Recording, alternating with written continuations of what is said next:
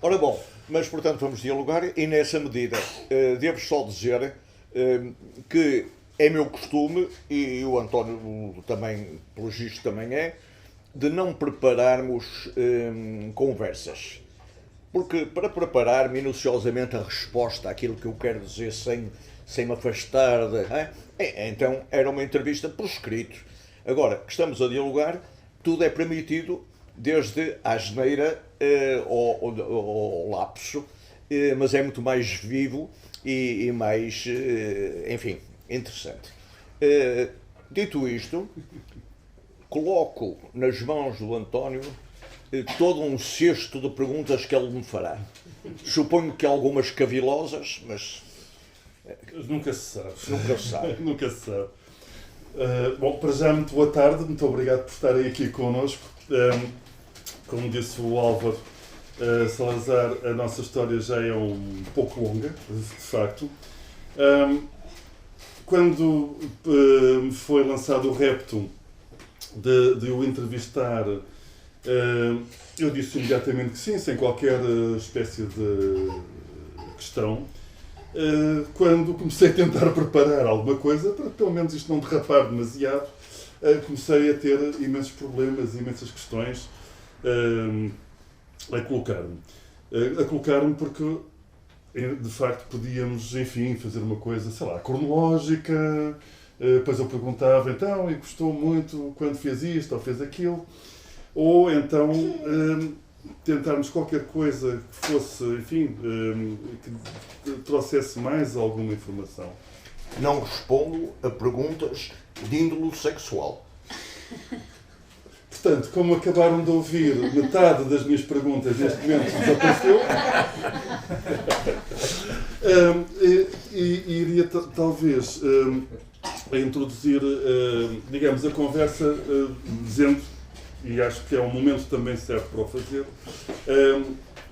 introduzindo um aspecto que me parece, enfim, é uma curiosidade apenas. Para já, conforme sabem, isso é uma coisa que eu acho que se deveria dizer. O Pedro Maia, a quem também agradeço este convite, já disse, maestro, professor, crítico musical. O Álvaro nasceu aqui em 38, se posso dizê-lo, portanto, há 10 minutos atrás. Aqui não, na Avenida dos Aliados. Na Avenida dos Aliados. Já estava a estudar para Presidente da Câmara ou ainda não? Não. Eu nessa altura, não sei quem. Havia uma clínica que acabou há pouco tempo, uma clínica muito célebre na Avenida dos Aliados, e foi lá que eu nasci. Bom, mas estudou no Conservatório, portanto, para dar uma perspectiva às pessoas, onde também foi professor. Aliás, foi uma das maneiras, não a única, através da qual nos conhecemos. Isso era um aspecto que gostava de referir. Devo dizer que, para além de uma imensa atividade, quase consegue competir com a lista telefónica, em termos também, digamos, o rol da atividade, e será também, enfim, espero que podemos falar também nisso. Eu estaria mais interessado hoje em falarmos também, sobretudo, em torno da música e em torno um pouco da composição, enfim, tudo o que está à volta, que é praticamente tudo. Devo dizer uma coisa muito curiosa. Eu costumo dizer que fui aluno do Álvaro sem ele saber, ou sem ele ter dado por isso. Oficialmente nunca fui aluno do Álvaro Salazar. No entanto, tive algumas das mais espantosas lições de composição, de teoria e técnica musical. Talvez já não se recorde, eu era na altura jovem professor do Conservatório, portanto acabado de ser professor, mais do que acabar de ser aluno, porque era finalista. Sobretudo alguns júris de composição com o Jolie Braga Santos. E foi para mim um espanto ouvir as conversas que tínhamos e que, sobretudo, que eles mantinham, e descobrir não só a enorme cultura musical e, sobretudo, o desfazer de alguns mitos e algumas ideias mais ou menos pré-feitas, pré-concebidas, que muitas vezes faziam pelo mau conhecimento que, infelizmente, na altura havia sobre as atividades de uns e de outros. a talho de foice, o próprio Álvaro penso que refere isso, em relação à compreensão da sua música, porque ficou muito conotado com a chamada Segunda Escola de Viena e o chamado serialismo dodecafónico, quiçá um pouco integral, embora penso que a maior parte das obras do repertório que nos trouxe ao conhecimento era sobretudo a Segunda Escola de Viena, para além também de ter divulgado muita música espanhola também. Bom, em relação a isso, vou só comentar, nós conhecemos numa outra situação, não sei se recorda, que foi aquele curso de cinema de animação que houve na Gulbenkian. Sim. Penso que foi aí. E depois, mais tarde, então sim, encontramos no conservatório e estivemos também juntos naqueles périplos dos lançamentos da nova disciplina de análise e técnicas de composição, que hoje penso que é alguma coisa extremamente estabilizada no ensino, mas como devem calcular, as coisas quando começam são, no mínimo, movimentadas. Para lançar um pouco as coisas, eu propunha talvez ouvirmos um pouco de música, não?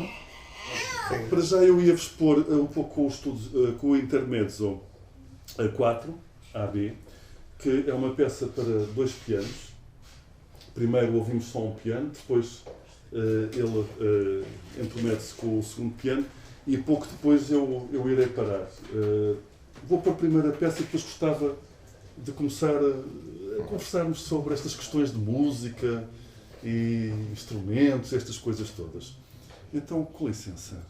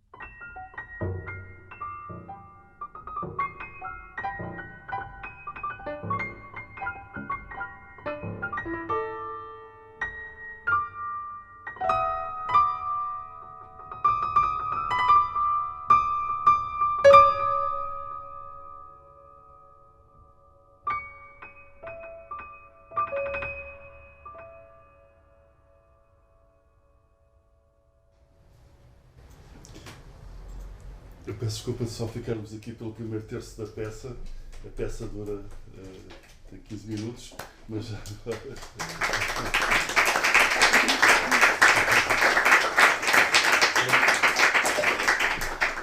Esta é uma obra de 1993, eu penso que ela até foi estreada em Matosinhos, se não estou em erro. Foi estreada na Câmara Municipal de Matosinhos, se não estou em erro. Foi exatamente. E eu até vou dizer porquê. Porque isto é uma maldade. Na altura precisavam de mais uma peça para completar o programa e precisamente foram buscar a minha peça para 2 pianos. Eu recordo-me de ter assistido a esta estreia e de ter ficado como é que se diz, muito entusiasmado com a obra. Nesse sentido, acho que gostava de ouvir o Álvaro em relação a algumas coisas, se assim entender. Primeiro, há esta questão do piano e dos 2 pianos, que me parece que tem uma particular relevância em alguma música do século XX português, até. Talvez, não sei se motivado pelo trabalho até do Manuel Dias da Fonseca, que fez muitas encomendas. Sim. Mas se quiser depois comentar tudo isso, uma vez que penso que também ao longo dos anos acompanhou bastante essa parte. Por outro lado, acho que tem um lado, revela 2 aspectos que me parecem também muito pertinentes na sua música, que é este lado que é quase mais filigranado, se não estou em erro, para empregar um termo que é mesmo do próprio Álvaro, quase pontilhista, mas não direi pontilista, mais filigranados. Até estamos muito mais ancorados aqui no Porto. Por outro lado, a tal questão da música eletroacústica, que não é propriamente a utilização, a questão essencial, quanto a mim, que não seria a utilização dos meios tecnológicos, mas sim a maneira como se vai fazer ouvir o som. Penso que talvez tenham notado que há sons que não parecem bem de piano, uns sons tunk, umas coisas assim, que na verdade se tornam muito mais interessantes pelo som em si que trazem e a maneira como se vão ligando uns sons com os outros, do que propriamente estarmos a ouvir alguém tocando muito bem, que aliás é muito bem tocado. Não quero falar um bocado disso, como é que vê nesse sentido a sua música, a importância do piano na sua obra? O Álvaro estudou piano, como toda a gente, era obrigada? Ou não lhe deu particular importância? Fala-nos um bocadinho disso. Passe-lhe a bola. Vamos lá ver o que é que eu posso, em síntese, dizer sobre este fragmento e sobre outras obras minhas que têm características próximas desta. Repararam com certeza que há esse aspecto filigranado, quer dizer, não há propriamente uma continuidade sempre do som, mas há uma grande inclusão de silêncios. Ora bom, o compositor norte-americano, já falecido, o John Cage, dizia que não há silêncio. E dizia que não há silêncio por uma razão muito simples. É que no silêncio, que nós às vezes acreditamos que seja absoluto, há sempre o ruído do carro que passa, da criança que chorou, do móvel cuja madeira estalou. Há sempre ruídos parasitas que são sons. Portanto, para ele não havia silêncio e fez uma obra que tem uma particularidade. A obra chama-se 4 minutos e 33 segundos. É uma obra que dura de facto, ou deve durar 4 minutos e 33 segundos, e durante a qual os executantes, podem ser vários, pode ser uma orquestra sinfónica, podem ser 2 pianos, não produzem nenhum som musical. Portanto, senta-se um pianista aqui, senta ali, o público gentilmente aplaudiu a entrada deles e eles fizeram a vénia habitual, sentaram-se e ficaram estáticos durante 4 minutos e 33 segundos. Qual é a música neste caso? Bom, isto é uma levar até às últimas consequências esse tal conceito da inexistência do silêncio. Porque de facto eu assisti já 2 vezes à execução dessa obra, execução entre aspas, se quiserem. Numa delas, que foi até na Gulbenkian, eu próprio fiz um grande barulho, porque quando chegou aos 5 minutos, eu considerei que estavam a desrespeitar a obra, que é 4 minutos e 33 segundos. E comecei a manifestar que estava na hora, que já tinha passado a hora. Ora bom, mas não fiz propósito, saiu-me espontaneamente.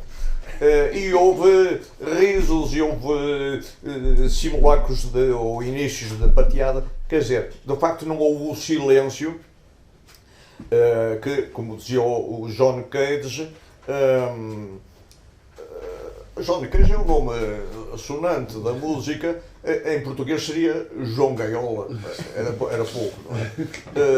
Mas em John Cage é muito mais pomposo. Bom, o John Cage dava até um exemplo científico das chamadas há câmaras onde se pode obter, teoricamente, o silêncio absoluto, totalmente isoladas. Bom, agora acontece que o observador, desde que esteja lá dentro, houve um barulho infernal, e esse barulho infernal é a circulação do próprio sangue.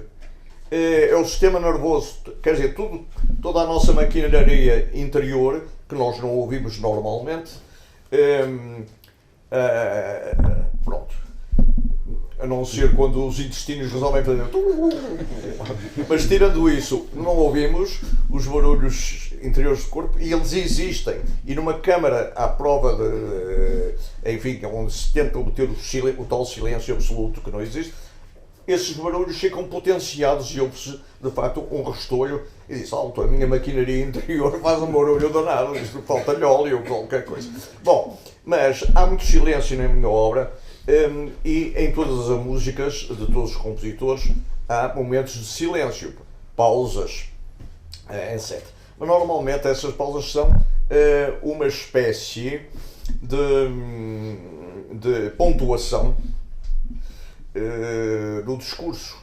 São vírgulas, pausas muito rápidas, são ponto e vírgulas, são reticências, são pontos finais de parágrafo, quer dizer, que tem o seu equivalente, digamos, nas figuras, nas chamadas pausas do sistema de escrever a música. Bom, eu também uso pausas na minha música, mas para além disso, há silêncios como com uma intenção de estabelecer um diálogo entre o som e o silêncio. Ou antes, pôr os dois em pé de igualdade, digamos assim, e de haver uma dialética entre som e silêncio. E é por isso que a minha música tem muitos silêncios, muitas paragens súbitas. Por exemplo, estou-me a lembrar de peças minhas que têm uma indicação de 10 segundos de silêncio. Ora, no meio de uma peça musical 10 segundos é muito tempo, e espanta as pessoas. Mas isto é uma característica da minha música. Neste caso concreto, eu estava a ouvir, há de facto um piano que entra, depois mais tarde entram os dois e vão até ao fim os dois juntos. É uma peça que está gravada, não é, num disco meu, e que não é das coisas piores que eu fiz. Eu acho que é uma peça aceitável. Não é nenhuma peça genial, mas é uma peça aceitável, com coerência estética. Em relação a outras obras, elas têm também características semelhantes no aspecto da dialética, som silêncio, e outra coisa que o António referiu, certos sons que nem parecem de piano. A minha intenção de explorar os instrumentos que utilizo, há coisas que é possível fazer num instrumento e não é possível fazer noutro. São características do instrumento. E há características que a música pôs de parte. As pessoas têm normalmente uma noção muito elementar de som e de som musical e de ruído. O que é ruído? O que é som musical? Os velhos professores do conservatório tinham a resposta na ponta da língua. Era facílimo. Uma coisa que de sons indeterminados é ruído. Mas eu não sei o que é som e ruído. O som musical é ruído. Eu sei conforme o contexto. Ou seja, no meio de uma sinfonia de Beethoven, o bater uma porta é um ruído antipático que estraga a audição e tal.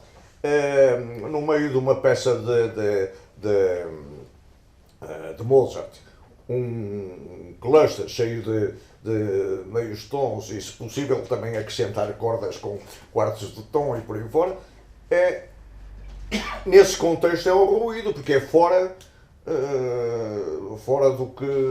da linguagem que está a ser usada naquela obra. Portanto, vejamos o que é ruído e o que é som. Eu tenho neste momento, no estaleiro musical, no meu estaleiro, estou a compor uma obra que se arrasta há muito tempo, em que, se tudo correr como até aqui tem corrido, não haverá uma única nota musical no sentido tradicional, uma nota com X vibrações por segundo.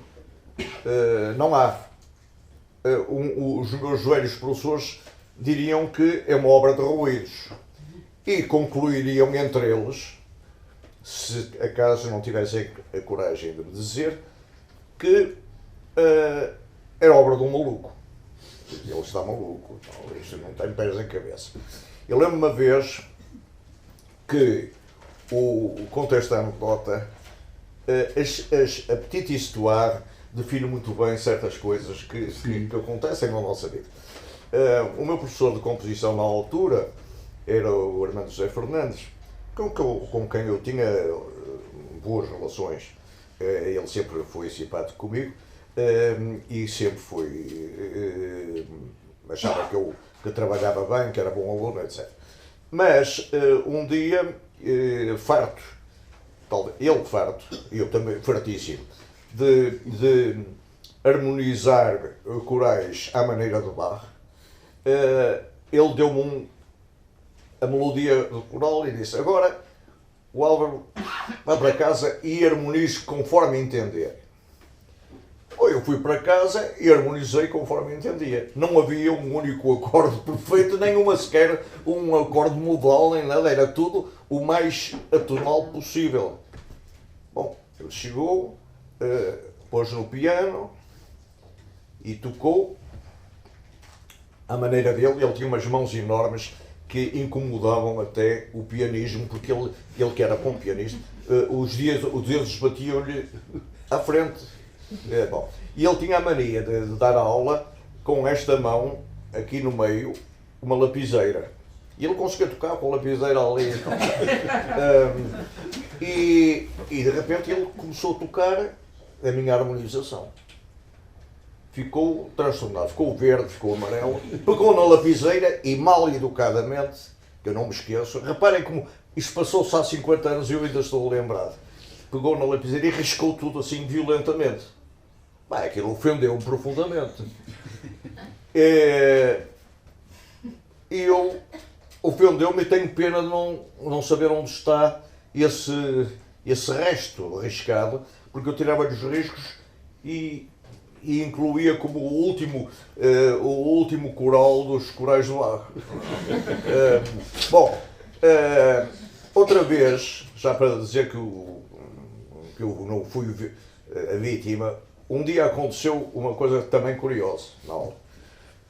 Isto não é para dizer mal ou deitar sombras sobre a memória do professor. É só para dizer que era assim. Pronto. E isso interessa para a história da música portuguesa. Sim. Um dia eu levava uma série de livros debaixo dos braços, entre os quais o quarto volume do Microcosmos de Béla Bartók. E sei muito bem que era o quarto, porque o quinto já não tinha técnica para tocar. Portanto, era o quarto. E ele disse: que é isso? Eu disse: é Microcosmos de Béla Bartók. Ele disse: deixa cá ver. E pôs no piano e, com a facilidade que ele tinha, tocou meia dúzia de peças. Algumas que eu também andava a decifrar e a tocar. Ele tocou meia dúzia de peças, puxou o livro assim de uma forma também um pouco violenta, deu-me isso assim: é tudo muito feinho. Ora, é evidente,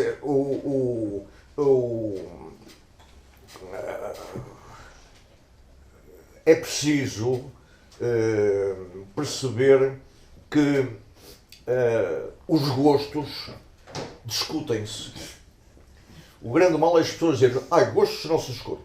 Pois aquilo que nós todo dia fazemos de manhã à noite, quando encontramos alguém, é discutir gostos. Ainda hoje tive uma discussão de gostos. Onde está o meu neto? Está por aqui. Está lá ao fundo. Que faça assim, ao menos, para eu ver que ainda não foi embora. Está ali, está ali. Então não é que começou a discutir gostos sobre o futebol de ontem, do Sporting e da coisa. Ele acha que o Porto foi espantoso, eu acho que o Sporting merecia ganhar e na minha alma ganhou, porque eu sou já um pouco um lagarto desbotado, mas sou lagarto. Bom, mas voltando à vaca fria.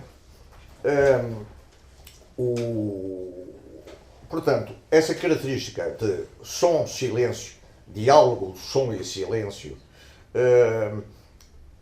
é uma característica de muitas músicas, mas é uma característica da minha música. Essa tal rendilhado, esse tal filigranado, esse tal eu diria quase, muitas vezes, uma espécie de ping-pong. Foi a imagem que me ocorreu há muitos anos. Estava eu no Festival de Royan e ouvi uma peça, ouvi duas, aliás, na altura, do Donatoni. E eu disse, bem, isto é um autêntico ping-pong sonoro. É isso. Ping-pong. Não é pontilismo, porque inclusivamente, porque é que eu quero distinguir o meu ping-pong do pontilismo habitual? Sim. O pontilismo habitual não tem, ao contrário do meu, uma estrutura harmónica definida, e eu tenho, se tocar os sons, podem estar afastados em registros muito diferentes que lhe dão uma estranheza, mas são harmonias mais ou menos elaboradas e densas. Bom, esta peça diz, eu acho que sim, foi em 93. Depois há outras peças de piano, já que me falou de piano. Devo dizer que eu sou o último dos pianistas. Nunca estudei piano para ser pianista.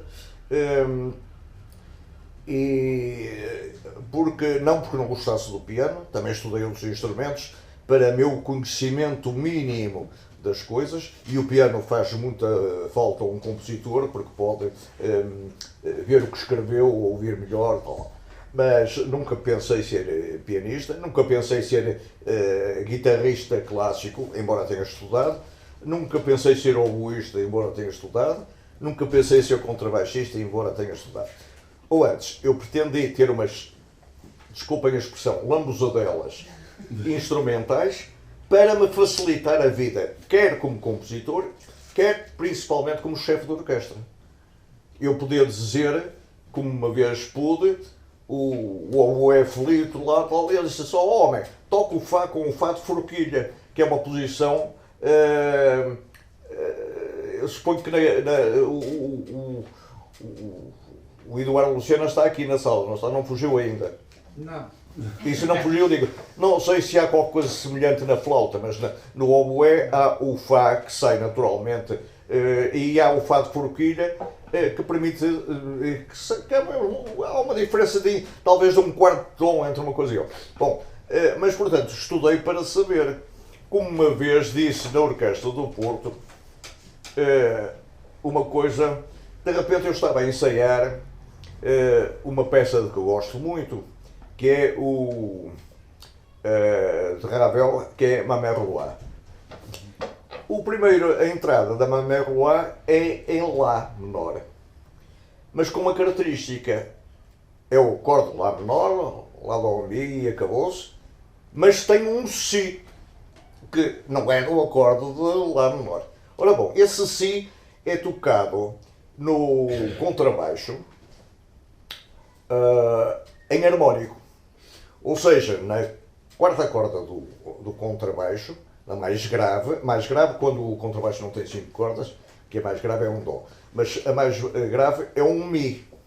Ora bom, se aflorar a corda Mi, imagina que isto é a corda Mi, numa terceira menor, portanto Mi, Sol, aflorar em Sol, o harmónico que vai sair é 2 oitavas e uma quinta da corda solta, ou seja, vai sair um Si.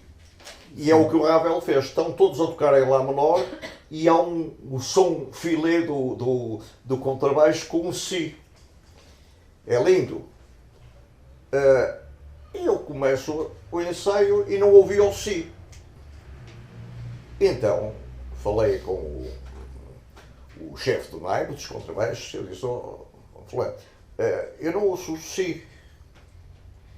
E ele responde-me esta coisa genial. Com ar um pouco, ele era muito mais velho que eu, muitíssimo mais velho, e até estava quase no limite da idade, e ele respondeu com um ar mal disposto. Disse assim, maestro, neste local da corda, tanto sai um Si como sai um Lá. Ora bom, e eu disse, ora aí está, que se eu descobri um princípio novo da acústica que muito me interessa. Claro que só saía, de facto, quando se enganava, quando era mais abaixo. Mas, isto vem a propósito, que eu não posso começar a divagar, senão... Vamos a esta a última obra discográfica que devo ao meu excelentíssimo amigo, antigo aluno e meu braço direito e tudo o que queiram dizer de bem. Que é o Pedro Junqueira Maia, que está aqui. Está aqui. Está ali. Não, ali não é o Pedro. É o Pedro. Onde? Estou escondido cá atrás. Está lá atrás, está lá atrás. Em que editou a obra. É para 2 pianos também, nos estudos incomunicantes, mas é para 2 pianos com algumas coisas acrescentadas. Primeiro, é 2 pianos, é 2 quartetos vocais e um ou uma recitante. Bom, eu não vou entrar nessa obra, mas referindo-me aos 2 pianos, há um ambiente que não é decalcado. Há um tipo de plágio que eu não faço, nem por distração, que é o autoplágio. Acho que é o mais ridículo dos plágios. O indivíduo que escreve uma obra e depois é tudo a mesma coisa, não é? Como dizem injustamente do Corelli. Sim. Mas não é tudo a mesma obra. E não era também Stravinsky, a propósito de Vivaldi, um senhor que teria escrito 400 Sim. vezes o mesmo concerto? Não, mas a verdade é que bom, isso levava-nos a uma conversa, aliás, uma conversa muito interessante que eu tive a sorte de travar o escrito com o Pedro e que vai sair no livro, na longa entrevista que ele me fez. Porque de facto eu tenho ideias sobre isso que parece-me que merecem ser pelo menos divulgadas. Mas não é o caso, não é o momento. Os 2 pianos, portanto, têm um ambiente que não é igual, mas aproxima-se. Há um texto, aliás, vários textos subjacentes a essa obra, na versão discográfica que dura 64 minutos. Se acaso, deixem-me fazer um parênteses, se acaso algum dos presentes, e espero que sim, quiser ouvir a obra, eu só lhe dou uma sugestão, um modo de usar. Se ouvir a obra, ouça na íntegra, na hora e quando, porque isso também faz parte da obra. É uma duração um pouco exagerada, com coisas repetitivas, não queria usar o termo, mas enfim, coisas próximas umas das outras, é um pouco maçador. Isto para não dizer que é uma obra insuportável, mas a única maneira de é ou não ouvir, ou ouvi-la na íntegra e em silêncio e em pouca luz, a pessoa não se distrair com nada e ouvir calmamente. E no fim, ver se a obra lhe disse alguma coisa, ou se não disse, se comunicou ou não comunicou. Mas isto é uma conversa que talvez ainda lá voltemos sobre porque é que eu chamei os estudos incomunicantes. Esses estudos incomunicantes têm uma versão curta, mas não está gravada em disco, que dura, em vez de 1h04 minutos, dura 20 minutos. E vou compor outros estudos incomunicantes para formações instrumentais muito diversas. Ou seja, caiu-me no goto a ideia dos estudos incomunicantes. Não é a altura de falar nisso, pois não? Não, eu só gostava de referir uma coisa. Resolveu um problema grave. Sim. Que foi, eu fiquei com uma grande dúvida porque gostava de ouvir um pouco dos estudos incomunicantes e a tendência sempre é para pôr a coisa desde o princípio. E depois, ao fim de alguns minutos, como faremos em relação a uma obra ou outra, para-se e diz, bom, e tal, isto é fantástico. Pois. Mas, no caso dos estudos, até tem um texto pelo qual começa, que é, portanto, a referência ao Gênesis, a referência não, mesmo a citação do Gênesis, do capítulo 11, portanto, a Torre de Babel, mas termina com outra coisa, com um texto seu. E eu fiquei aqui numa dúvida terrível, portanto, resolve o meu problema. Tenho que ouvir em casa. Ouvir tudo em casa. Mas que me remete para 2 questões, até porque eu gostava de ouvir também outras peças. Para já esta questão do, digamos, acha que no caso do intermédio ou o caso da utilização do piano nos estudos incomunicantes ou que afeta, vem numa certa linha, eu não gostaria de dizer linha, eu diria talvez contexto. Nós éramos obrigados a estudar piano, se quiséssemos seguir composição, antigamente. Portanto, qualquer compositor que fizesse o curso superior de composição, e isso aconteceu com alguns colegas meus, não puderam terminar o curso porque não fizeram pelo menos o curso geral de piano, que era obrigatório. Portanto, haveria esta tendência também para fazer, e era muito habitual os dois cursos funcionarem em paralelo. Nesse sentido, já referiu que tem mais instrumentos, portanto, na manga. Já me ganhou porque eu só tinha também a guitarra. Levou-me ao oboé, para bolas. Mas acha que, apesar de tudo, o piano tem alguma importância particular, ou nem por isso, como instrumento na sua produção? Qual instrumento? O piano. O piano.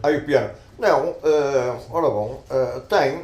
Há muitas coisas minhas que têm piano, deixe-me lembrar. Há muitas, pronto, que têm piano. E no caso de 2 pianos, há pelo menos estas 2 obras, porque os 2 pianos permitem certos efeitos que um só não dá, porque não porque o piano não desce, mas com 2 mãos é difícil. Sim. E é também a questão do espaço, não é? 2 mãos é muito pouco para o que é preciso, o que se pode fazer no piano. Disse muitas vezes que o Liszt, em certos momentos, usava o nariz, porque de facto há dificuldades técnicas espantosas em certas obras do Liszt que a gente não se... O leigo diz como é que ele fazia isto, de facto é levando a breca. Portanto, o piano é evidente que é um instrumento que me diz qualquer coisa, mas há um instrumento que me diz muitíssima coisa, que é o cravo. Eu tenho uma obra que estou agora a rever, é uma obra já de há uns anos, chamada Fases para cravo. Eu agora estou a rever e a acrescentar um segundo cravo, ao vivo ou então pré-gravado. Porquê? Porque o cravo tem algumas características, se quisermos, limitativas. Por exemplo, o cravo não permite, ao contrário do piano, um percurso dinâmico variado. Porque o pleto faz a corda soar e pronto, acabou. Não temos a possibilidade de fazer um crescendo ou um diminuendo, não. Ora, eu usando 2 cravos amplificados, sim, e com 2 bons operadores que sejam músicos, isso eu posso fazer um desenho, uma partitura dinâmica que eles utilizarão conforme as minhas indicações. Isso é uma vantagem. Por outra vantagem, o som do cravo é bom e acabou. Não fica a soar muito tempo. E eu isso disse, os diabos, eu queria que soasse mais. Então uma maneira de soar mais é de facto amplificando e fazendo umas gigajogas que eu sei. Por exemplo, eu gostava muito que o cravo tivesse, nos 2 teclados do cravo standard, tivesse um registro num teclado e fosse possível simultaneamente ter o registro, por exemplo, do alaúde no outro. Não é possível. Mas com 2 cravos é, porque um toca em 8 pés e o outro toca em alaúde. E a mesma nota tocada simultaneamente num som livre, normal do cravo e no alaúde, digamos, no pizzicato, é uma coisa que eu quero tentar fazer. Vai ser um sarilho para os cravistas acertar. Bom, às tantas é preciso 2 cravos, amplificação, 2 manipuladores de amplificação e um maestro, para dizer agora. Isto, na hipótese de ser um bom maestro, que eu também conheci maestros que faziam. E a orquestra, e eles depois, chegava depois. Portanto, são coisas, olha, coisas. Por acaso, estava a pensar nesta questão do cravo, enfim... Mas o cravo, portanto, é um instrumento que me diz muito e que usei a solo, enfim, possivelmente a duo nessa obra que nunca foi tocada, claves. Claro, fazes. E estou cá com uma ideia, isto é em primeira audição, o que eu estou a dizer agora. Estou cá com uma ideia que uma das versões, não é bem versões, porque são obras diferentes, dos estudos incomunicantes será para cravo, mais clavicórdio, mais espineta e possivelmente uma scromorn no meio para dar um toque um pouco... O cromorn tem um som que eu gosto, embora reconheça que é um bocadinho rasca o som, mas gosto. Bom, voltamos aonde? Não, estava a pensar...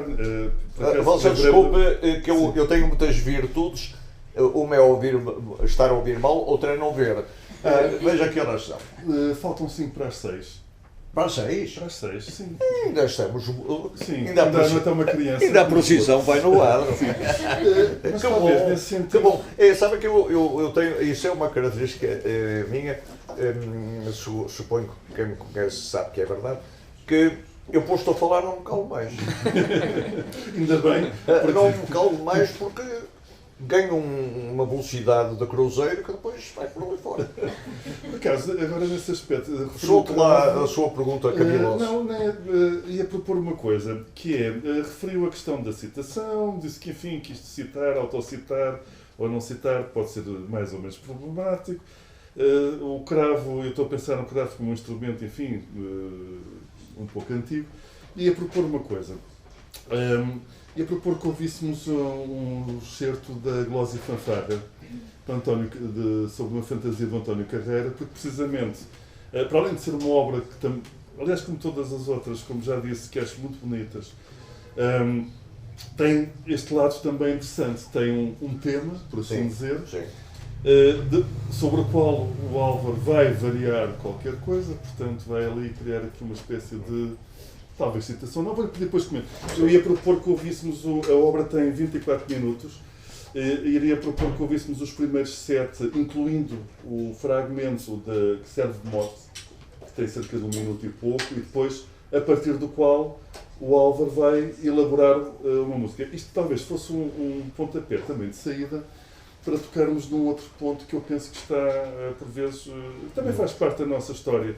No fundo, a relação com os compositores, digamos, do século XVI, XVII com a música ibérica, talvez uma mini vocação também de alguém que já não se refere muito, como o caso do Santiago Caster, não compositor, mas que, no entanto, também trabalhou com compositores e permitiu que muita música portuguesa fosse descoberta. E, por que não, também esta questão que se entrosa também com o caso do Armando José Fernandes, e não só, com o Croner, com esta ideia de uma certa música que seria a música ideal para se fazer, digamos, num certo Portugal. Penso que há aqui transversais vários temas que podemos... Pode escolher livremente um qualquer. Pode, sim, senhor. Mas deixe-me só fazer uma observação em relação à Glosa e Fanfarra. A Glosa e Fanfarra é uma obra cuja história é muito complicada e não vale a pena agora citar, mas é uma obra imaginada em 1975 e esteve 27 anos na gaveta até que, depois de transformações que lhe introduzi, se apresentou na versão que é a versão atual e que está gravada e que foi estreada na Roménia parcialmente, só meia obra. Porque há obras que permitem ser partidas, não é? Pronto, a pessoa pode chegar a uma mercearia de meio queijo flamengo, e o homem pega naquela faca enorme e corta o queijo ao meio. Se for um queijo gorgonzola, já não pode partir porque ele fica todo, portanto, há obras que permitem cortar. Portanto, foi estreada a metade. Depois foi estreada na íntegra em Madrid, aí é que foi a estreia, digamos, no ano seguinte, em 2003, e depois, nesse mesmo ano, ou um ano depois, na Gulbenkian, a primeira vez em Portugal, foi tocado dois dias seguidos, porque aqueles dois concertos seguidos que eles fazem, foi tocado. Bom. E eu tenho gravação de Madrid e não sei esta de onde será, mas estão ambos bastante bem. Ora, mas eu quero dizer, glosa, digamos, é uma variação, por exemplo, vamos glosar este assunto, vamos tecer considerações à volta do assunto, variar, etc. Glosa e fanfarra, todos sabem o que é, sobre uma fantasia de António Carreira. Convém dizer, é evidente que eu estou a falar por uma plateia culta, musicalmente, e sabem que eu não me estou a referir ao cantor pop, Pimba, Pimba ou Pop. Pimba ou Pop é uma designação nova. Pimba ou Pop não, okay. Estou a falar de um compositor do século XVI em Portugal, e talvez o que eu tenha feito foi uma glosa e fanfarra sobre uma fantasia de um António Carreira, mas não sei qual, porque descobriu a musicologia, descobriu que houve três na mesma época, portanto é um deles, tanto faz, não é? Porque todos me servem, é o que escreveu. Bom, a peça começa, os minutos iniciais são a transcrição para metais dessa fantasia. Sim. Para o público que infelizmente não conhece a música portuguesa a esse pormenor, diga o que é isto? Isto é, digamos, o enunciado. Mas não faz parte da obra, é uma apresentação. Sai e depois começa a obra. Pronto, é isto. É isto. Só para dizer, já agora, para quem não conhece, a glosa como técnica de variação é um bocadinho que se chama uma ornamentação de linhas, ou seja, no fundo a música seria escrita tendo qualquer coisa como tiri, e portanto glosar, há toda uma espécie de técnica, por assim dizer, de aprendizagem, em que glosar implicaria conhecer várias maneiras diferentes de passar de tiri, fazer ou quer dizer, há toda uma ornamentação que está muito codificada.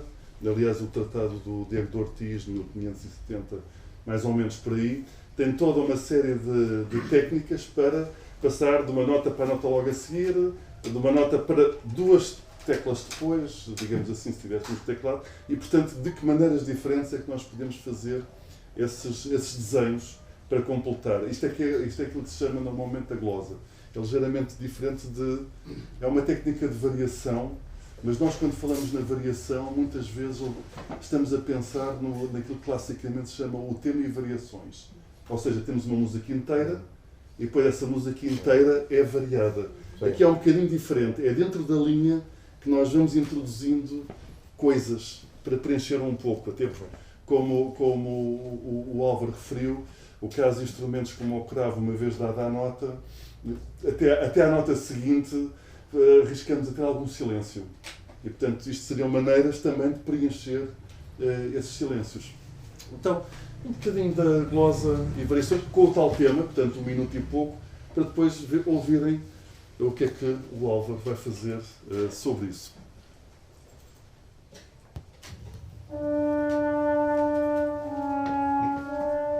Isto é a fantasia do Carreira, na minha versão para metais.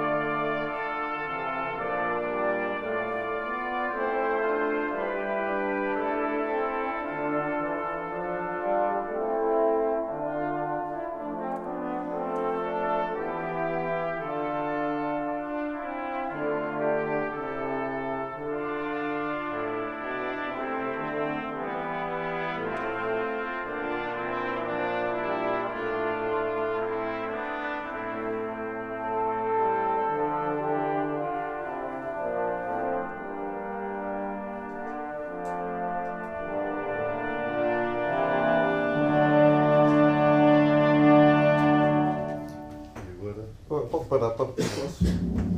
Não, isto. Sim, sim. Eu só queria fazer uma observação. Queria fazer uma observação que é a seguinte. Esta peça,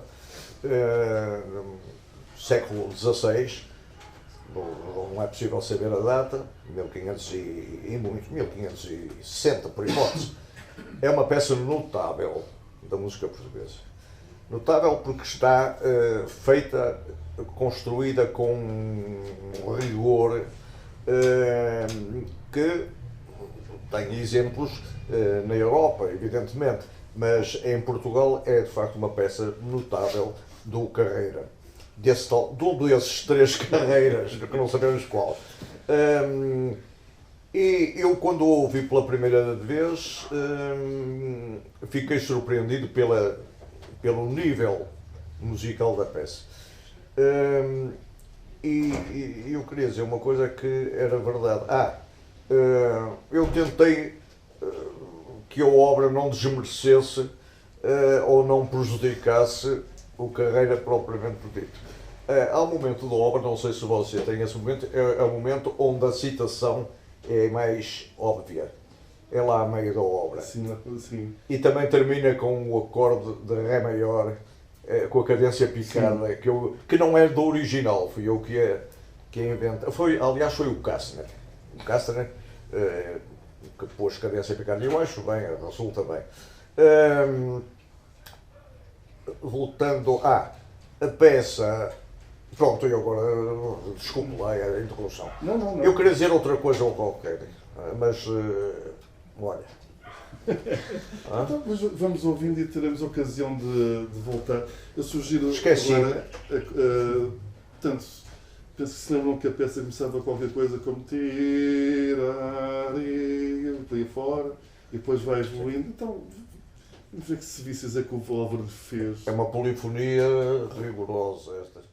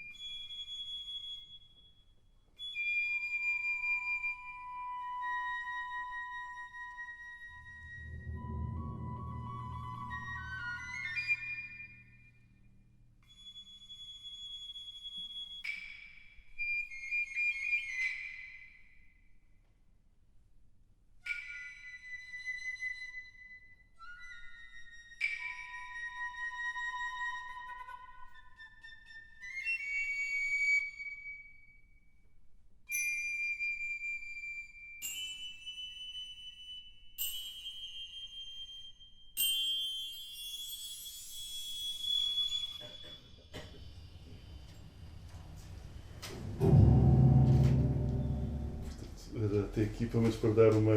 Gostava de dar uma ideia.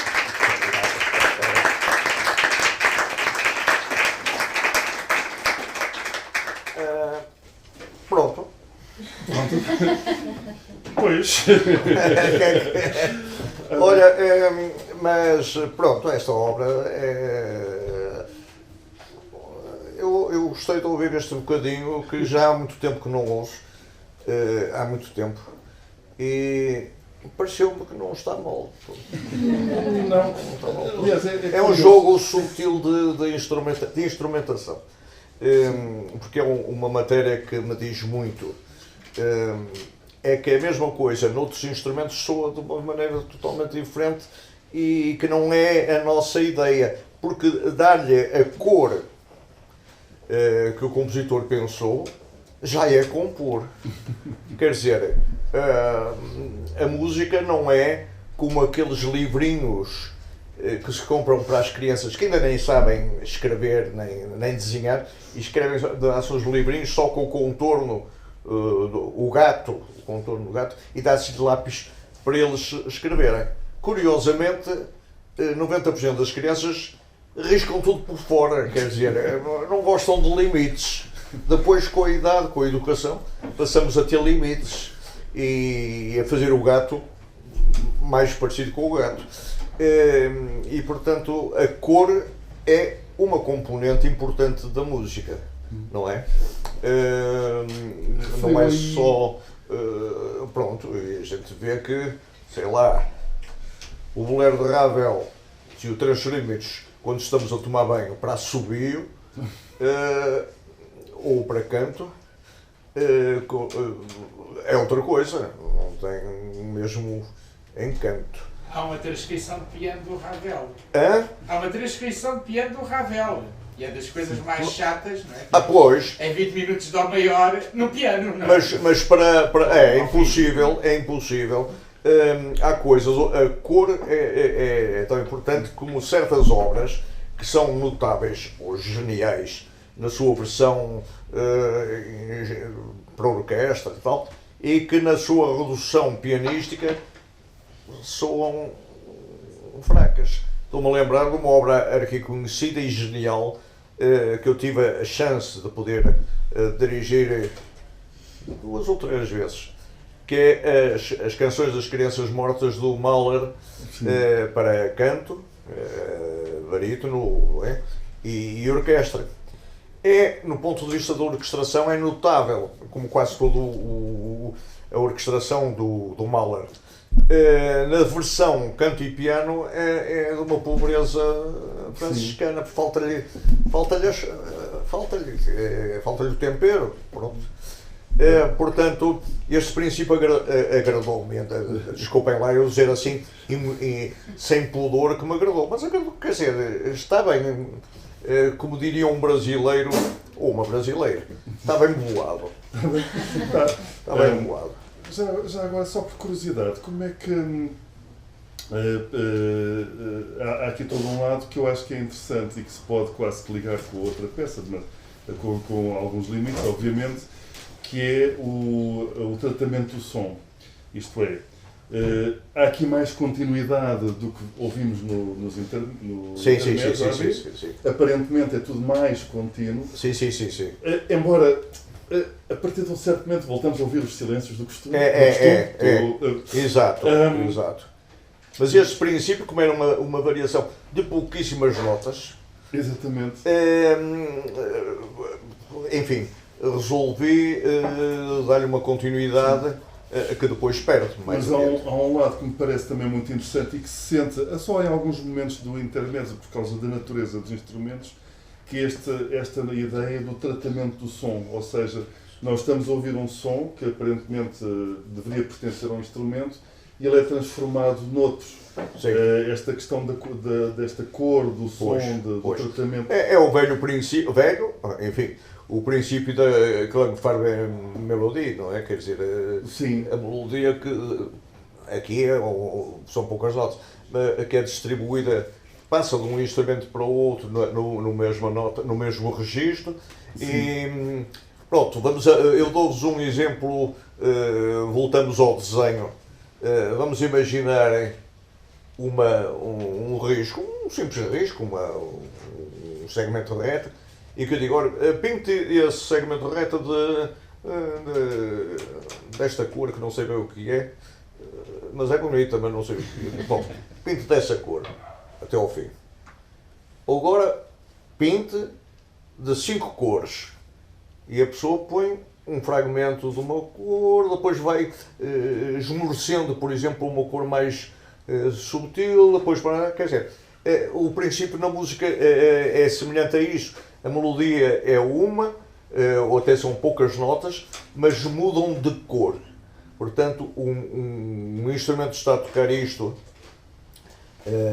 por exemplo, a flauta, e no mesmo registro começa um harmónico de violino, ou de viola, quer dizer, muda a cor. Isso é compor também. Sim, até porque isso penso que está na senda da ideia de compor, como diz, penso que a frase, não sei se não estou em erro, é de Berrios, conheço citada por Risset, ou seja, Sim. Que diz que isto mais referindo-se à tecnologia e ao uso dos novos meios, digamos, eletrónicos, que diria que compor com sons, ou seja, com notas, implica também compor os sons, ou seja, escrever também, digamos, o instrumento, a forma de tocar. Já agora, só para quem é um pouco mais leigo, acho que, só para situar um pouco, se a ideia de mudar de um instrumento para o outro numa nota não parece estranha, na verdade, se ouvirmos as músicas, digamos, mais clássicas, um Mozart, um Beethoven, que aliás é onde se introduz já bastante o silêncio, o que nós verificamos é que normalmente os instrumentos, a música e os instrumentos estão ligados, ou seja, se colocar um violino a fazer uma melodia, esse violino vai fazer essa melodia até ao final dela mesma. Portanto, o instrumento e a música estão completamente ligados. O que é que acontece? Nestes casos, e como se vê também já a partir, o caso mais óbvio é também o caso do Webern, quando faz na oferenda musical a versão do Richard Carr e essas vozes, em que ele de facto faz isso, ou seja, é como se cada nota da melodia tivesse um instrumento diferente. E isso vai criar uma espécie de desequilíbrio em que nós começamos a ouvir uma espécie de caleidoscópio, como se fôssemos rodando. A figuração é a mesma, mas ela vai sempre rodando, que é um pouco o que se passa aqui. Exato. E é muito estranho. Eu lembro-me perfeitamente da primeira vez que eu ouvi a versão do Weber, do Richard Carr, da oferenda musical. Eu ouvi isso assim, que coisa esquisita é esta? Porque havia uma mudança de cor constante de uma obra que a obra era de barro, mas não me soava barro, soava-me outra coisa. É evidente, era uma coisa, uma experiência. O Weber, na altura,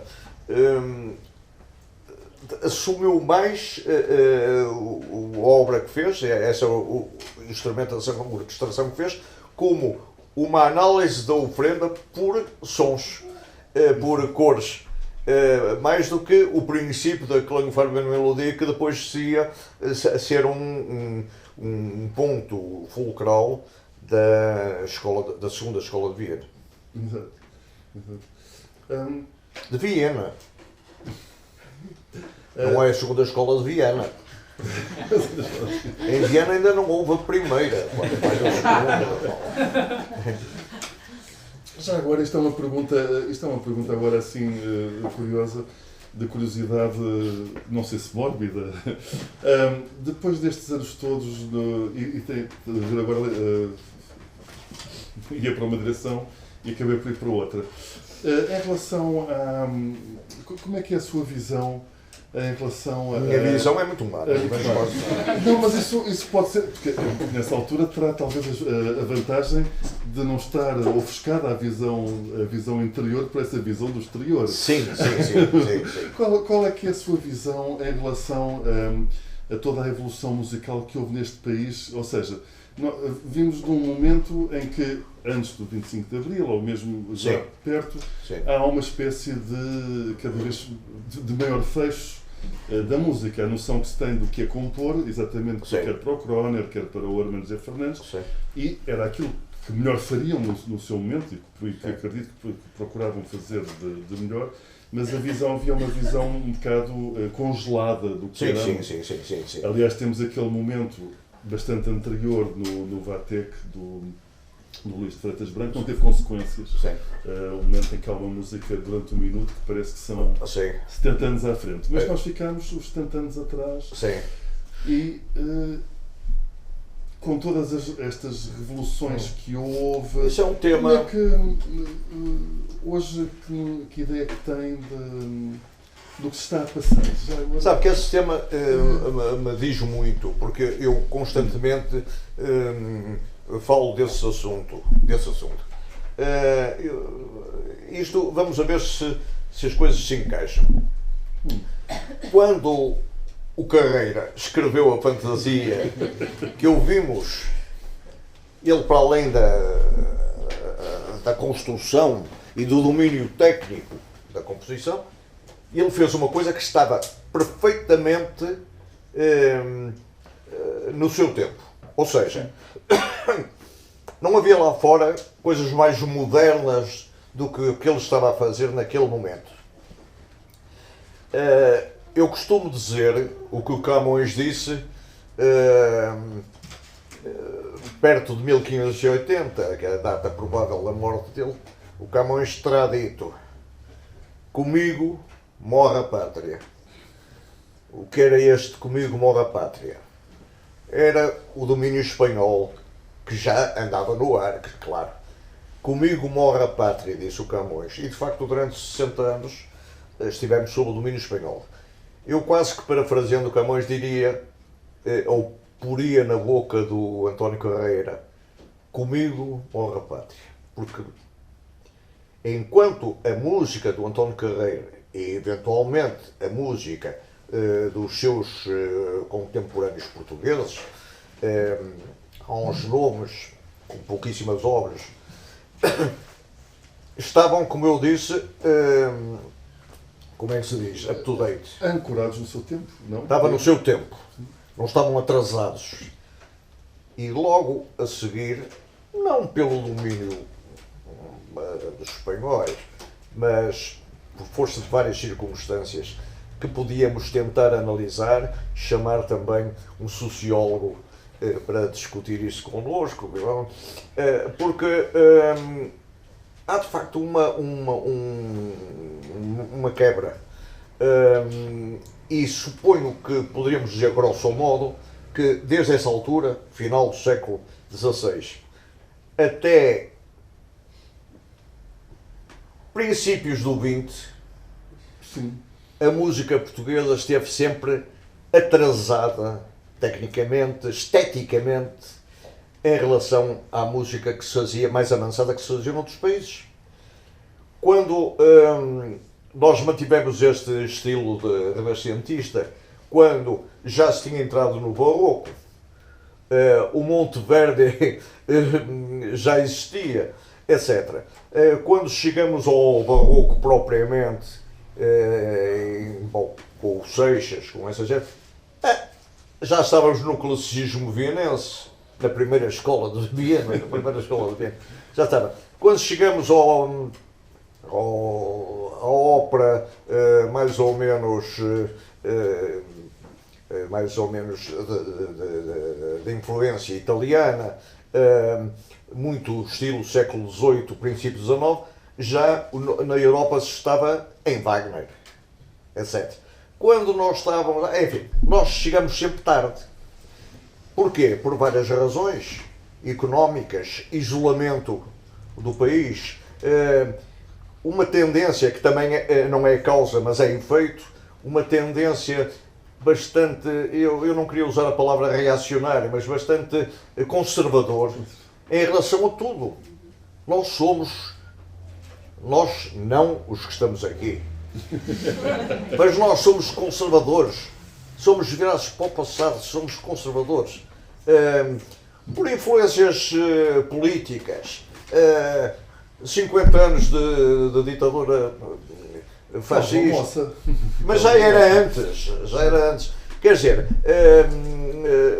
a influência conservadora, retrógrada em Portugal, da Igreja Católica, tudo isso fez com que nós sejamos assim. É muito engraçado. Nós vamos ali à porta, agora não, agora deixem estar, por favor, mas vamos ali à porta e começamos a ver passar carros. Uns são cinzentos, claro ou escuro, outros são pretos ou azul escuro, quer dizer, não vemos colorido. Claro que é raríssimo em Portugal ver-se um carro amarelo gema de ovo. Enquanto lá fora vê-se amarelos, vermelhos, o Ferrari depois do vermelho Ferrari fez o amarelo Ferrari, etc. E nós não, somos alto lá, conservadores. É muito chique ter um carro azul escuro, metalizado. As gravatas, cuidado, já não se usam, mas se usam, convém que sejam muito sóbrias, é evidente, etc. Nós somos conservadores.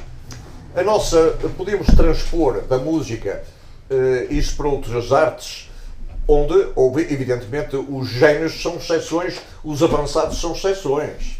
Também houve avançados na música durante esse tempo, apesar de tudo. Bom, de qualquer modo, quer dizer, quando estávamos em Wagner, na Europa, nós estávamos cá da ópera italiana mais, enfim, mais atrasada. Porque nem sequer era a ópera italiana do Falstaff, nem sequer da Januszky e do Puccini. Bom, depois, no século XX, ora cá está. Eu tenho a impressão que o século XX qualquer dia vai começar em Portugal. Qualquer dia dá-nos assim uma ideia, caramba, estamos atrasados a um século. Mas não estamos a um século, mas estamos bem 50 anos ou 60 na arte em geral e na música em particular. Quando os compositores portugueses do final do século XIX quiseram renovar, quiseram mostrar mais avanço, quem são eles? Vamos lá ver. Em 1890 nasce Luís Freitas Branco. Já lá volto. Em 1895 nasce o Cláudio Carneiro.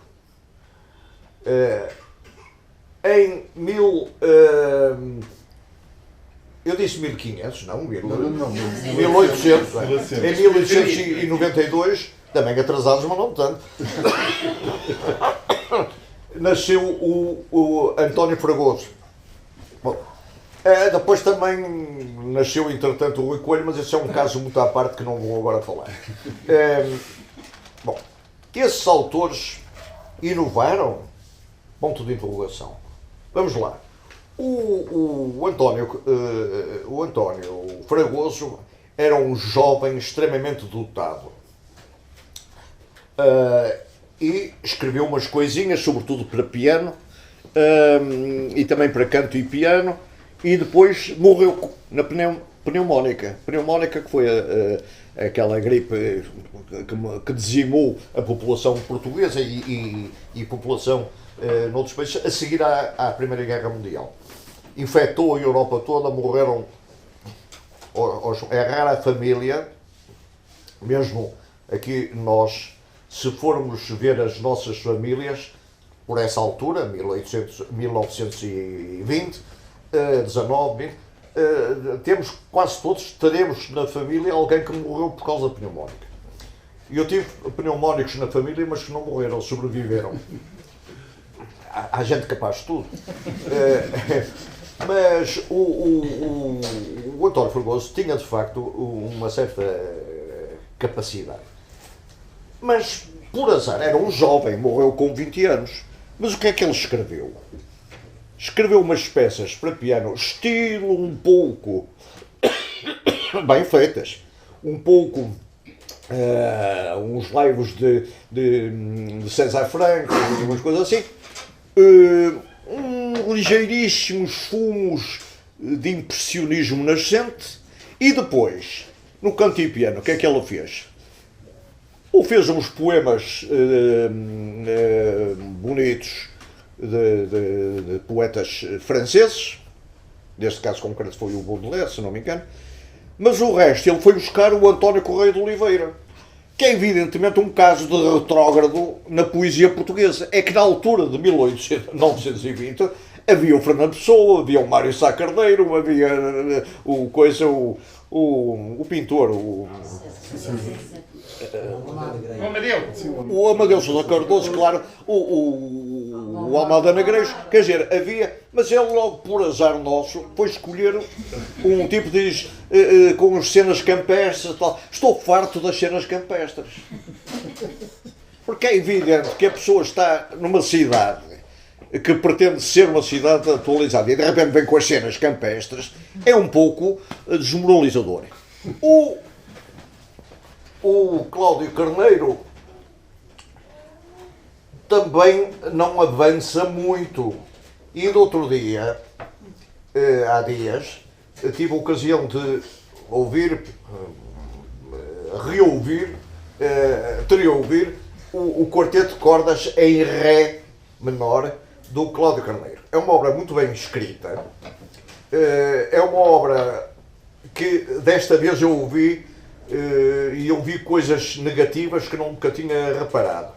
Bom, o terceiro andamento é uma utilização de um canto popular português, mas logo por azar é um canto fraco. Bom, não é? Ora bom, na verdade, 1947 é o quarteto. Em 1947 já tinha morrido o Alban Berg. Já tinha morrido o Anton van Webern e estava para morrer 4 anos depois o próprio Schoenberg. Já tinha morrido o Bartók. O Bartók e também. Tinha morrido o Bartók. 45. Ora, quer dizer, havia 6 quartetos de cordas do Bartók extremamente avançados em relação ao do Cláudio Carneiro. E já não falando dos quartetos avançadíssimos do Berg ou do Schoenberg. Bom, ou seja, em 1947, isto levanta-se uma questão que eu não vou responder porque não há tempo. E cada um vai para casa a pensar nela. Será que, entre as características de uma obra de arte, indiscutível obra de arte, a atualização em relação à sua época é um critério? Para mim, é inegavelmente. Não me interessa nada escrever uma obra, se pudesse escrevê-la, tão extraordinária como a Après-midi d'Anfone do Debussy, mas com 100 e não sei quantos anos de atraso. Não é? Não pode ser, é a mesma coisa que nos meus tempos de conservatório havia umas audições, não é? Como continua a haver, e havia audições de composição. E às vezes os professores, isto é antipedagógico, deixavam que meninas, e meninos também, mas eram mais meninas, apresentassem nessa audição como obras próprias a harmonização, beizinho às vezes, de um coral de Bach.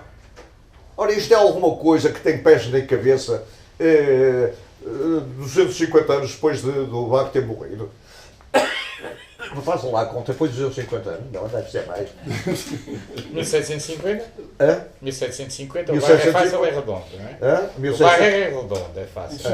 Pronto. Mas o IVA. Mas o IVA, exatamente. Isto tem sentido, isto tem ponta para onde se lhe pega. Então porquê é que eu não vou vestido para a rua? Há jovens que vão. Vestido há século XVII. Hã? Pronto. Por exemplo, quando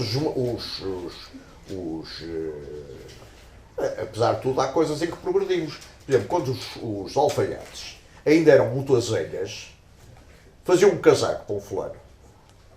E só depois percebiam que a camisa era muito mais comprida e ficavam com as fraldas de fora. Agora é o que a gente vê. Ninguém mete as fraldas por dentro. Ora bom, Para quê? Para arejar?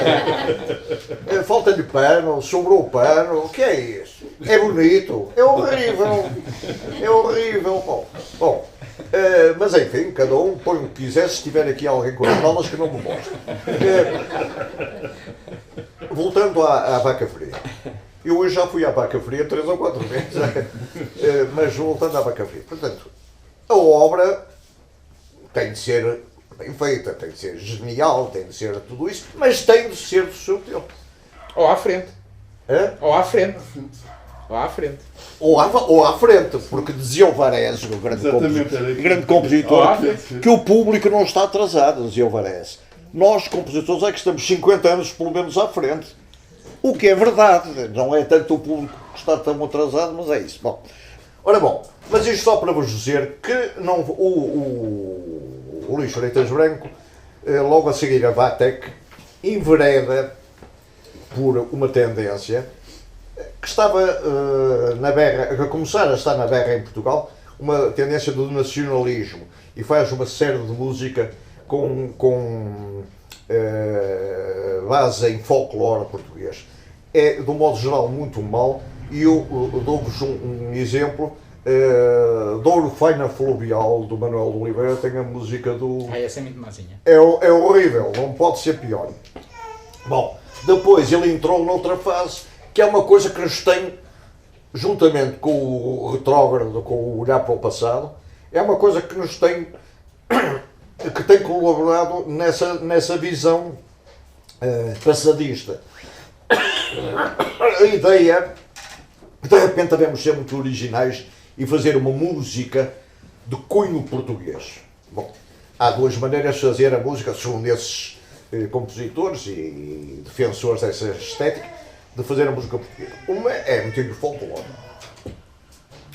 Outra é ir buscar coisas um pouco modais, e foi o caminho do Luís Freitas Branco. Um homem que aos 20 anos tinha feito, de facto, os paraísos artificiais, e 3 anos depois tinha feito o Vatec, vai acabar por fazer sinfonias neoclássicas, neomodais. É aquilo que o nosso colega António Chagas Rosa, vai estar aqui presente, chama com muita piada o modal maçudo. Modal? Maçudo.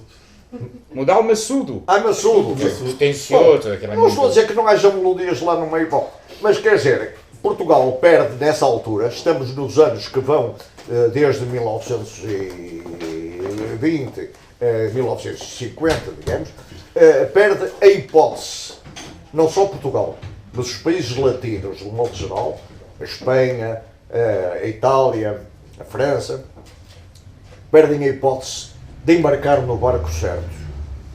O barco certo era mais avançado no momento, era a segunda escola de Viena. Pois os latinos, de um modo geral, e os franceses comandaram isso durante muito tempo, tinham um ódio à escola de Viena. Aliás, se me permite aqui um parênteses, é muito engraçado, porque nós dizemos, nós somos muito, enfim, retrógrados e tudo mais. É muito interessante que eu lembro-me de ver um livro de harmonia, portanto, como fazer acordes e como fazer, enfim, umas músicas interessantes, francês, portanto, uma introdução, uma coisa que o Kastner me tinha dado como exemplo para eu fazer uma pequena recensão, portanto, um estudo crítico. E então, o livro, que é do princípio do século XX, tem vários exemplos de como nós podemos fazer acordes ao piano, e então vai dando vários exemplos, muito poucos de Debussy, mais alguns de Ravel, mas certamente muitos compositores franceses dos quais nunca ouvimos falar. E é muito interessante que o livro tem uma nota de rodapé, mas uma nota de rodapé musical, em que em dado momento dizem, quando a coisa está a avançar para uns acordes, umas formações mais complexas, diz, sabemos que há uns senhores que estão a fazer umas coisas e tal, e então põe um bocadinho de partitura em nota de rodapé, que é muito interessante, que são o terceiro andamento dos 3 estudos para piano, das 3 peças para piano de Schoenberg, o Opus 11, e dizendo que há um senhor na Alemanha, o Monsieur Schoenberg, terá que ser dito assim à la française, que está a fazer aquilo, mas não é considerado ali, porque aquilo não é música, de certeza. E, portanto, isto para dizer que, apesar de tudo, esta tendência não é apenas nossa, os outros também as têm. O que é interessante é que parece que os outros conseguem dar a volta. Quer dizer, conseguem tentar encontrar o bom caminho. Pois. Já agora, diga-me, continue lá. Vamos lá destas coisas. Cá em Portugal, como você sabe, e até no tempo o Conservatório Nacional e os outros conservatórios pelo país eram uma imagem, uma repetição mal feita do Conservatório Nacional, à frente da composição, de facto, o Armando José Fernandes e o Croner. E o Artur Santos, mas o Artur Santos meteu-se nos folclores açorianos e estava um pouco de lado. Ora, eles detestavam a Escola de Viena. Achavam que não era música nem nada, mas também não sabiam nada do assunto, porque eu lembro-me de conversas, que não vale a pena agora, que tecnicamente o Armando José Fernandes sabia lá da Escola de Viena. E basta ver esta coisa, para se saber, na altura a Escola de Viena havia, evidentemente, poucos discos à disposição, havia as partituras, mas quando o Armando José Fernandes morreu, foi para o conservatório, a família mandou a sua dele biblioteca musical. São meia dúzia de peças. Ele não tinha informação. Detestava uma coisa por influência francesa. Porque nessa altura a França vai reagir, ou os compositores à volta de Paris vão reagir aos avanços vanguardistas da Escola de Viena com o neoclassicismo. Em 1918, precisamente, já coisas fantásticas da Escola de Viena, falamos há bocado de certos quartetos, podemos falar de outras coisas, mas nessa altura o próprio Stravinsky, que vinha de uma fase espantosa, vai entrar no neoclassicismo. De facto, e entre 1918, 19 e 1947, ele mantém-se fiel ao neoclassicismo, que vai envenenar toda a música. E por uma razão muito simples. Portanto, entre o 1918 19, a História do Soldado, e entre o septeto de 1947, tudo aquilo é neoclássico. E depois os compositores da Europa todos se encantaram, diziam: olha, este homem veio salvar a música, este homem, não caímos nas garras da Escola de Viena. E ficaram encantados, com a diferença que o Stravinsky era um gênio, mesmo a palitar os dentes. E os alunos dele, os copiadores dele, são catastróficos. Aí incluo a música portuguesa feita na altura, de um modo geral, que é uma mistura espantosa. Olha, há uma obra, por exemplo, parece muito bem feitinha, parece interessante à primeira audição, que é a sonatina do Armando José Fernandes. O primeiro andamento é Debussy mal digerido. O segundo andamento é textualmente Hindemith. Os compositores estavam na berra dentro do neoclassicismo. Ficaram muito surpreendidos quando em 1950 e picos o Stravinsky dá a volta e vai aderir à Escola de Viena. Nunca aderiu textualmente. Curiosamente, falamos nisso outro dia na nossa entrevista. Mas não vai aderir, porque o Stravinsky consegue utilizar a série. Mas curiosamente, sim, há uma coisa, tal como um aluno de devoto cafonismo consegue usar a série e escrever uma série coerente e perceber as manobras da série, que aliás não são manobras originais. Já o Machot usou o mesmo sistema de tema retrógrado inverso e inverso retrógrado. O que é que vai acontecer? O Stravinsky escreve dodecafonicamente, mas os registros e a rítmica são tão tradicionais como o Mozart ou lá, Ao Stravinsky. Ao Stravinsky do princípio, não é? Sim, sim. Quer dizer, é como os alunos percebem logo como é que a série funciona. Mas perceberem que a mudança da gramática vai arrastar, para reforçar ainda o atonalismo, vai arrastar a uma mudança de registros, um saltitar de registros, um saltitar de dinâmicas, etc. Isso custa-lhes mais a perceber. É preciso nascer de novo. Aliás, é um conselho que dou a todos nós e a mim também. Precisamos de tornar a nascer. E sabemos o que sabemos hoje.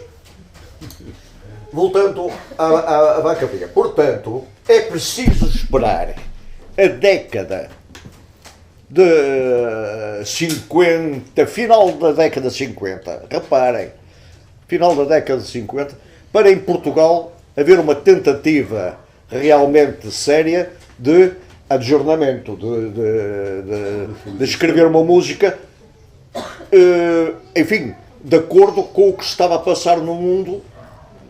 Bom, isso deve-se em grande parte ao Jorge Peixinho. O Jorge Peixinho foi, nisso, o pioneiro indiscutível. Foi devido que estudou, que acabou o curso com São João muito cedo, que foi para a Itália, estudar com o Petrassi, que era um indivíduo desempoeirado, depois Volese, depois Stockhausen, quer dizer, atualizou, deu um salto enorme que não tem antecedentes na música portuguesa. A seguir, a geração que eu chamo de geração de 60 é essa, porque reparem, chamo-se 60 baseado não nas datas de nascimento, mas nas datas de início de obra. É mais ou menos 1960. Peixinho, como morreu outro dia, coitado. O Manuel Nunes. O Emanuel Nunes, a Constança Capdeville, eu próprio, e chega. Cândido Lima. O Cândido Lima, sim. Bom, também aí no meio, porque as gerações são umas, mas isto não é cortado às fatias rigorosas. Geralmente, uma geração dista da outra à volta dos 20 anos. Depende, agora os indivíduos que escreveram sobre o assunto, eu estou-me a basear nos 15 anos do Ortega Gasset. Mas, digamos, 20 anos. Quer dizer, quando eu chego aos 20 anos, está a nascer alguém que será a geração seguinte. Quando eu chego aos 40, ele está a geração... Bom, ora, de facto, todos estes compositores que eu citei, o Peixinho, o Cândido, a Constança, eu, o Emanuel Nunes, começaram a escrever nessa década de 60. Mais ano, menos ano. É a transformação total da música portuguesa, com méritos distintos, mas é transformação total. Portanto, quando se diz, estou a lembrar-me de um crítico que já faleceu e de quem eu era amigo, o Nuno Barreiros dizia que a primeira quebra de atualização na música portuguesa tinha sido o Luís Freitas Branco. O que é verdade com as reservas que eu tracei há bocado. Deu-me no goto. E agora? Pronto. Mas foi preciso para apagar o pânico de que Portugal morresse com ele do Carreira ou do Camões, é preciso esperarmos não sei quantos séculos. E agora estamos mais ou menos numa linha atualizada, mas preocupantemente está a aparecer uma geração que alguns membros dessa geração mostram um regresso preocupante a uma visão passadista, mas isso é lá com eles. Diga-me lá da sua justiça. Eu ia propor uma coisa assim, para não ser uma coisa muito morosa. A entrada, não? Eu ia propor a entrada. A entrada. A entrada, pode ser. A entrada pode. Pode. Eu acho que não há melhor maneira do que ser Isso, eu nunca escrevi uma saída. Mas vai ser a entrada. A entrada é festivo, é interessante. Exatamente. Temos aqui 5 minutos de... Ok.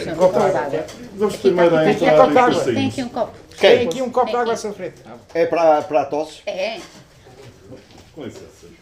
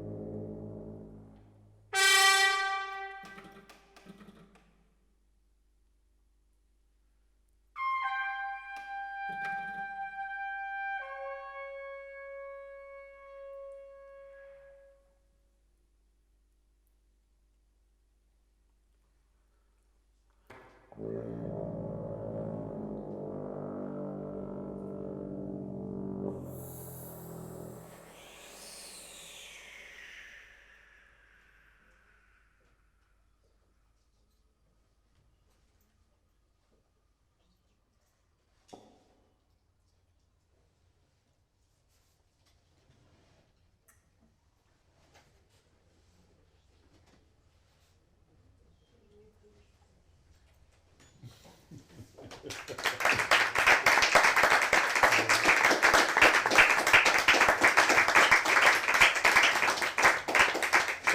os mais leigos é apenas um trompete, um trombone e uma trompa.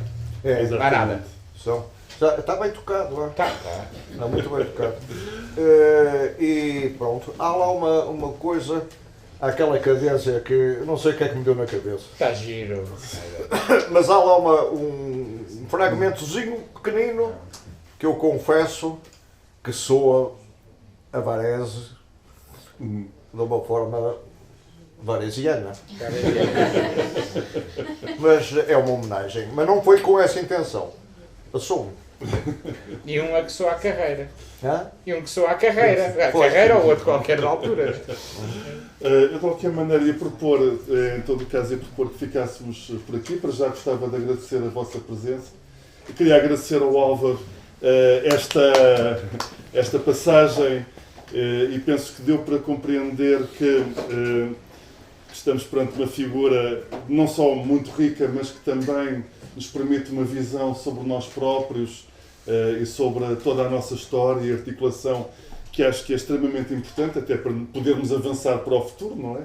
É preciso estarmos bem ancorados para poder avançar, e isso é uma coisa que havemos de falar talvez um dia destes, porque é algo que me tem preocupado um pouco, que é, de facto, penso que tivemos alguns de nós a oportunidade de conviver com as gerações que nos antecederam e que, felizmente, muitos deles continuam connosco, o que é muito importante. E isso cria uma noção de referências que eu acho que é extremamente importante para podermos avançar. E, de facto, o que se verifica na nossa história é que há momentos, infelizmente, por razões económicas, políticas, sociais, em que há esses cortes que nos deixam um pouco desamparados. E eu penso que esta conversa permitiu também dar-vos alguns olhares em relação à nossa própria história e para a qual são fundamentais pessoas como o Álvaro Salazar. Por já, muito obrigado, Álvaro.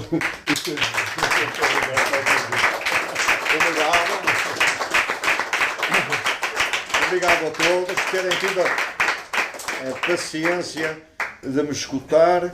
Claro que a pessoa eu fico sempre com a sensação que é uma realidade, de que o que fica por dizer é muito mais do que dizemos sempre, porque o tempo é curto.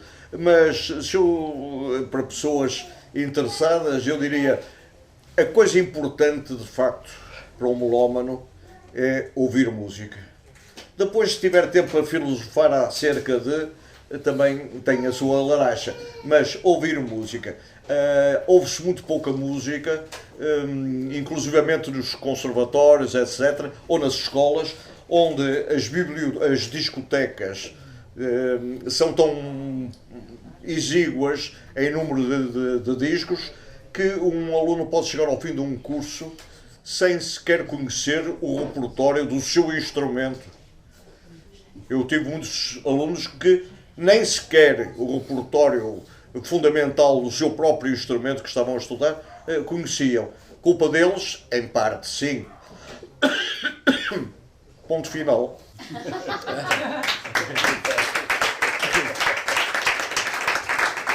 Muito obrigado.